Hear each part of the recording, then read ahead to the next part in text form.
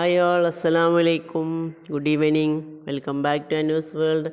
എല്ലാവരുടെയും നോമ്പൊക്കെ അങ്ങനെ പോകുന്ന അടിപൊളിയല്ലേ? ഇന്നും ഞാൻ നിങ്ങളുടെ മുന്നിലൊരു ഇഫ്താർ റെസിപ്പി ആയിട്ടാണ് വന്നിരിക്കുന്നത്. മറ്റൊന്നുമല്ല, കണ്ണൂർക്കാരുടെ സ്വന്തം കൽമാസാണ്.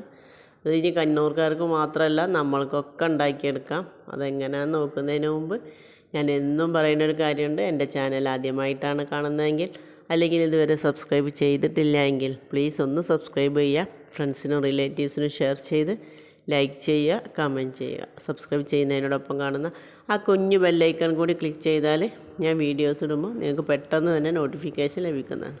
അപ്പോൾ നമുക്ക് അധികം കത്തിയടിക്കാതെ വേഗം വീഡിയോയിലേക്ക് പോവാം.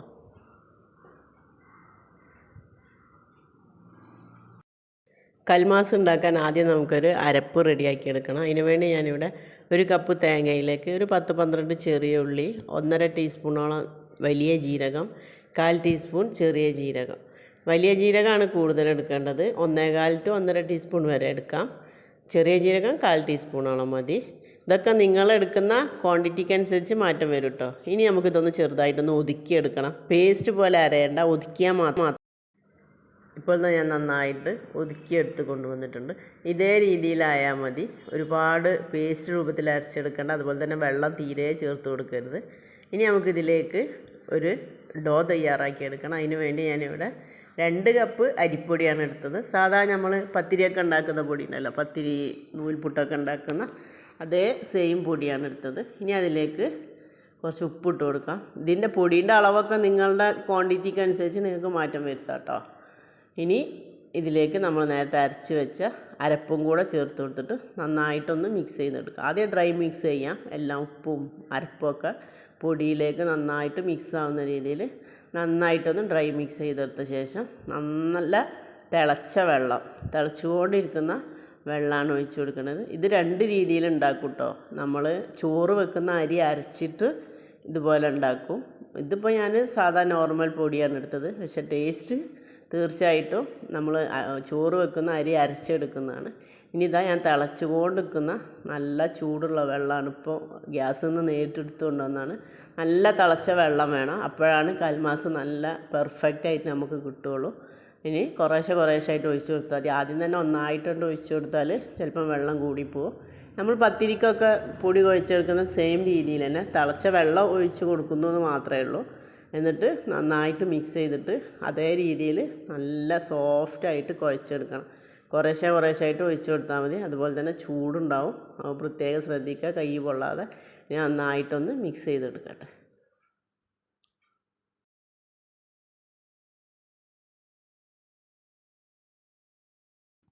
ഇപ്പോൾ ഞാൻ നന്നായിട്ട് മിക്സ് ചെയ്ത് വെച്ചിട്ടുണ്ട്. പക്ഷേ ഇതിപ്പോൾ നല്ല ചൂടാണ്, കൈ കൊണ്ട് തൊടാൻ പറ്റില്ല. തിളച്ച വെള്ളമാണല്ലോ ഒഴിച്ചു കൊടുത്ത്. അതുകൊണ്ട് നമുക്കൊരു 5 to 10 മിനിറ്റ് വരെ നമുക്കിതൊന്ന് അടച്ച് വെക്കാം.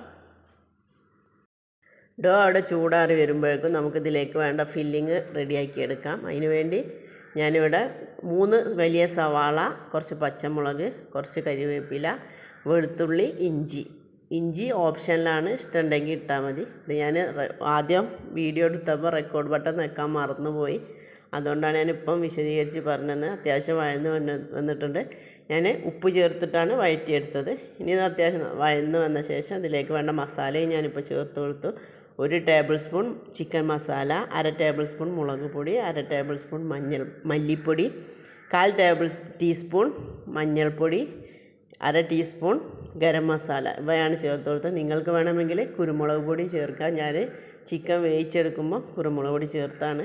ഇനി മസാലയൊക്കെ ചേർത്ത് നന്നായിട്ട് അതിൻ്റെ പച്ചമുളകൊക്കെ പോയ ശേഷം നമുക്ക് നേരത്തെ വേവിച്ച് വെച്ച ചിക്കൻ ഇട്ട് കൊടുക്കാം. ചിക്കൻ ഞാൻ ഓൾറെഡി ഉപ്പ്, മഞ്ഞൾപ്പൊടി, മുളക് പൊടി, കുരുമുളക് പൊടി, ഇതിൻ്റെ അളവൊക്കെ നിങ്ങൾ എത്രത്തോളം ചിക്കൻ എടുക്കുന്നോ അതിനനുസരിച്ച് എടുക്കുക. അത്യാവശ്യം നന്നായിട്ട് ചിക്കൻ തന്നെ നിന്നോട്ടെ. അപ്പോഴാണ് കുറച്ചുകൂടി കൽമാസ് കഴിക്കുമ്പോൾ കുറച്ചധികം ടേസ്റ്റ് ഉണ്ടാവുക. ഉള്ളിയുടെ ഒക്കെ അത്ര തന്നെ ചിക്കനും നിന്നോട്ടെ. അതൊക്കെ നിങ്ങളുടെ അളവിനനുസരിച്ച് നിങ്ങൾക്ക് ഏറ്റക്കുറച്ചിലുകൾ വരുത്താം കേട്ടോ. ഇനി ഇത് നന്നായിട്ടൊന്ന് ചിക്കനും ഇതൊക്കെ ഒന്ന് നന്നായിട്ടൊന്ന് മിക്സായി ഒരു 5 മിനിറ്റ് അടച്ച് വെച്ച് വേവിക്കുക. അപ്പോഴാണ് നന്നായിട്ടൊന്ന് മിക്സായിട്ട് കിട്ടുകയുള്ളൂ, ടേസ്റ്റും കൂടുകയുള്ളൂ. അപ്പോൾ ഇനി ഇത് നന്നായിട്ട് മിക്സ് ചെയ്ത ശേഷം അവസാനമായിട്ട് ഞാൻ കുറച്ച് മല്ലിയില ഇട്ട് കൊടുത്തിട്ടുണ്ട്.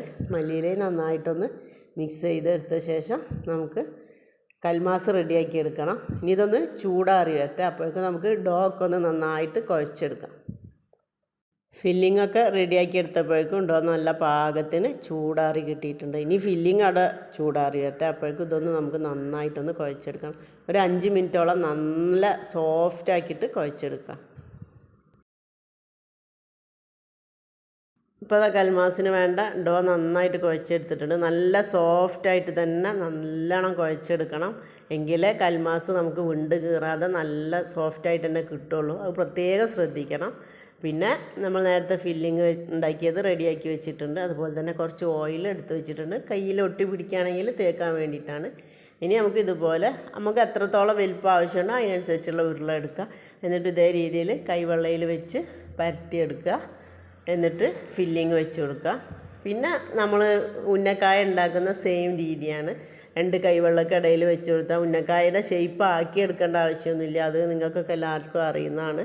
ഇതേ രീതിയിൽ ഫില്ലിങ് നിറച്ച ശേഷം അടിയിൽ നിന്ന് മുകളിലേക്ക് നമുക്കിത് മടക്കിയിട്ട് ഒന്ന് കവർ ചെയ്തെടുക്കുക ആദ്യം. എന്നിട്ട് ഉന്നക്കായ ഉണ്ടാക്കുന്ന രീതിയിൽ തന്നെ 2 കൈയിൻ്റെ ഇടയിൽ വെച്ചിട്ട് അങ്ങോട്ടും ഇങ്ങോട്ടും ഇങ്ങനെ നീക്കി കൊടുക്കുമ്പോൾ ഓട്ടോമാറ്റിക്കലി ഉന്നക്കായയുടെ ഷേപ്പായിട്ട് വരും. ഒക്കെ നിങ്ങൾക്ക് അറിയുന്നതാണ്. നന്നായിട്ടൊന്ന് ഇതാക്കി അല്ലാതെ നമ്മൾ ഷേപ്പ് ആക്കി എടുക്കേണ്ട ആവശ്യമൊന്നുമില്ല. അതേപോലെ ഈ ചെയ്യുന്ന പോലെ 2 കൈവെള്ളകൾക്കിടയിൽ അങ്ങോട്ടും ഇങ്ങോട്ടും വെച്ച് നീക്കി കൊടുക്കുമ്പോൾ തന്നെ ഓട്ടോമാറ്റിക്കലി ഉന്നക്കായയുടെ ഷേപ്പായി വരും. നമ്മൾ ആക്കി എടുക്കേണ്ട ആവശ്യമൊന്നുമില്ല. നിങ്ങൾക്ക് അറിയണമാണല്ലോ. കണ്ടില്ലേ, ഇതേ രീതിയിൽ ഇങ്ങനെ ഈ 2 കൈകൾക്കിടയിൽ വെച്ചിട്ട് അങ്ങോട്ടും ഇങ്ങോട്ടും ഉരുട്ടി കൊടുത്താൽ ആ ഒരു ഷേപ്പിൽ കിട്ടും. പിന്നെ ഞാനിത് ആദ്യം പറഞ്ഞ പോലെ 2 രീതിയിൽ ഉണ്ടാക്കിയെടുക്കാം. നമുക്ക് ചോറ് വെക്കുന്ന അരി നല്ല തിളച്ച വെള്ളത്തിലിട്ട് കുതിർത്തെടുത്ത ശേഷം മിക്സിയുടെ ജാറിലിട്ട് അരച്ച് കൊടുക്കുക. കുറച്ച് വെള്ളം ഒഴിച്ച് കൊടുത്തിട്ട് ഓവറാക്കരുത്. അങ്ങനെ അരച്ചെടുത്ത ശേഷം ഇങ്ങനെ മിക്സിയിൽ അരക്കുമ്പോൾ കുറച്ച് വെള്ളം ഉണ്ടാവുമല്ലോ, അത് ഇതാക്കാൻ വേണ്ടിയിട്ട് നമുക്ക് കുറച്ച് പത്തിരി പൊടി ഇട്ട് കൊടുത്തിട്ട് ഇതേ രീതിയിൽ ഡോ ആക്കിയെടുക്കുക. എന്നതിന് ശേഷം ഇതേ രീതിയിൽ തന്നെ ഉണ്ടാക്കിയെടുക്കുക. എനിക്ക് പേഴ്സണലി ഇഷ്ടം അങ്ങനെ ചെയ്യുന്നതാണ്. പക്ഷെ ഞാനിപ്പോൾ തിരക്ക് പെട്ടെന്ന് ഉണ്ടാക്കിയെടുക്കാൻ വേണ്ടിയിട്ട് നോർമൽ പൊടി ഉപയോഗിച്ചിട്ട് ചെയ്യുന്നേ ഉള്ളൂ. എങ്ങനെ നോക്കിയാലും ടേസ്റ്റ് തീർച്ചയായിട്ടും അതാണ്. അപ്പോൾ നിങ്ങൾക്ക് ആ രീതിയിൽ വേണമെങ്കിൽ ചെയ്തെടുക്കാൻ ഞാനൊന്ന് പറഞ്ഞേ ഉള്ളൂ. അപ്പോൾ അതാ ഞാൻ ഉന്നക്കായയുടെ ഷേപ്പിലാക്കി കിട്ടിയിട്ടുണ്ട്. കണ്ടില്ലേ, ഈ ഒരു രീതിയിൽ നമ്മളിങ്ങനെ അങ്ങോട്ടും ഇങ്ങോട്ടും ആക്കിയെടുക്കുമ്പോൾ ഈ ഒരു രീതിയിൽ വരും. അപ്പോൾ ഇനി ഇതേ രീതിയിൽ ബാക്കിയുള്ളതൊക്കെ ഉണ്ടാക്കിയെടുക്കുക. അപ്പോൾ ഇനി ഞാൻ ബാക്കിയുള്ളതൊക്കെ റെഡിയാക്കിയിട്ട് കാണിച്ചു തരാം.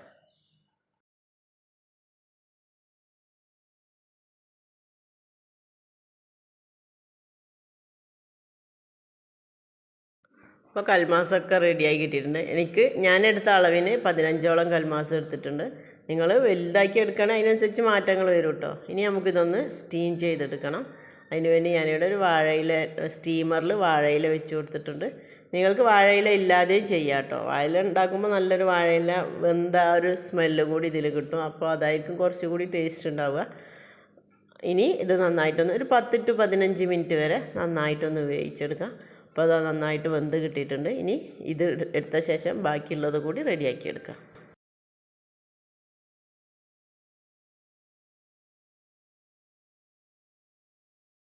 ഇപ്പോൾ കൽമാസൊക്കെ ഞാൻ പാകത്തിന് വേവിച്ചെടുത്തിട്ടുണ്ട്. നിങ്ങൾക്ക് ഇത്രയും മതിയെങ്കിൽ ഈ ഒരു സ്റ്റേജിൽ നിങ്ങൾക്ക് അവസാനിപ്പിക്കാം. ഈ രീതിയിൽ തന്നെ കഴിക്കാം. ഞാൻ ചെറുതായിട്ടൊന്ന് വെളിച്ചെണ്ണയിലിട്ടിട്ട് സ്റ്റീം ചെയ്തെടുക്കുന്നുണ്ട്. അതിന് വേണ്ടി ഒരു ബാറ്റർ റെഡിയാക്കി എടുക്കണം. കുറച്ച് മുളക് പൊടി, മഞ്ഞൾപ്പൊടി, ഉപ്പ്.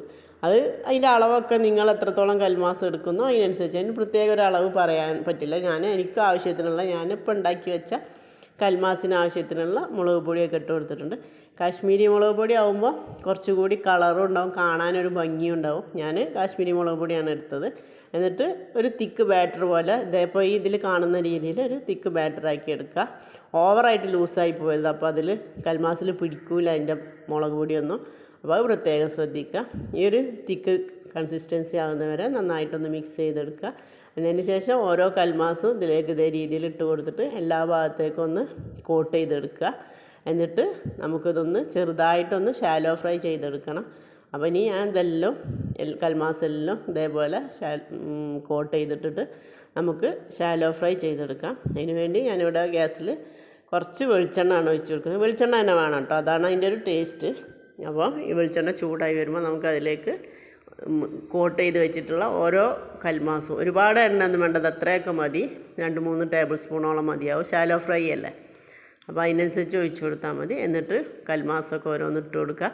ഒരുപാട് മൊരിഞ്ഞ് ഹാർഡായി പോകേണ്ട ആവശ്യമൊന്നുമില്ല. ചെറുതായിട്ടൊന്ന് 2 ഭാഗം ഒന്ന് മൊരിയിച്ചെടുക്കുക. അങ്ങോട്ടും ഇങ്ങോട്ടൊക്കെ തിരിച്ചിട്ട് കൊടുക്കുക. അതിന് ശേഷം കുറച്ച് കറിവേപ്പില ഇട്ട് കൊടുക്കുക കേട്ടോ. കറിവേപ്പില അതിലിടുന്നത് കാണുന്നില്ല.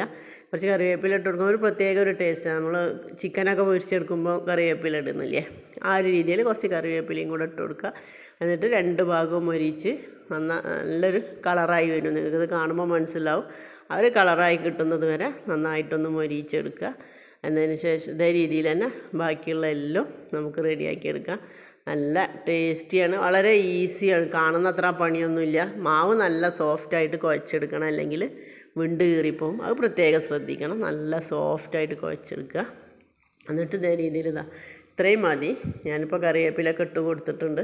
ഈ ഒരു രീതിയിലാവുമ്പോൾ നമുക്ക് എടുത്ത ശേഷം ബാക്കി ഇനിയുണ്ടല്ലോ കുറച്ചുകൂടി, അതൊക്കെ ഇട്ട് കൊടുത്തിട്ട് ഇതേ രീതിയിൽ നമുക്ക് എല്ലാം ഒന്ന് ഫ്രൈ ചെയ്തെടുക്കാം. നല്ല ടേസ്റ്റിയായ കൽമാസ് ഇവിടെ റെഡി ആയിക്കൊണ്ടിരിക്കുകയാണ്. ഇഫ്താറിന് പറ്റിയൊരു റെസിപ്പി തന്നെയാണ്. അധികം ഓയിൽ ഒന്നുമില്ല, വളരെ കുറച്ച് മാത്രം ഉപയോഗിച്ചാൽ മതി. ഇങ്ങനെ ഈ ഒരു സ്റ്റേജ് നിങ്ങൾക്ക് ഞാൻ ആദ്യം പറഞ്ഞ പോലെ കട്ട് ചെയ്യുകയും ചെയ്യാം.